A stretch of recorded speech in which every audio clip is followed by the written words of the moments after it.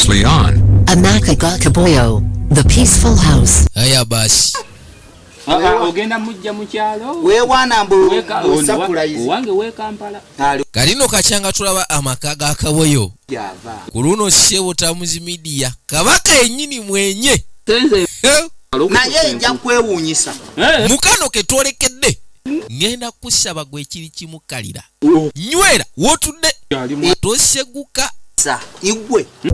Lwansonga. Kachanga akola buno.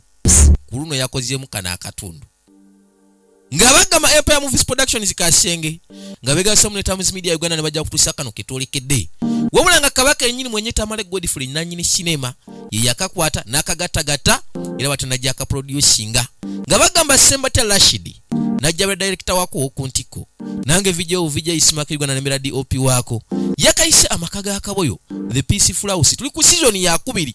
Wabula kano katundu kana 8. Nkugambye wekkanyi. Luno lula gwaya abali ludda agenda okuyanga omukyala akomyewo Nkenkere ku machaye. Oyitayo.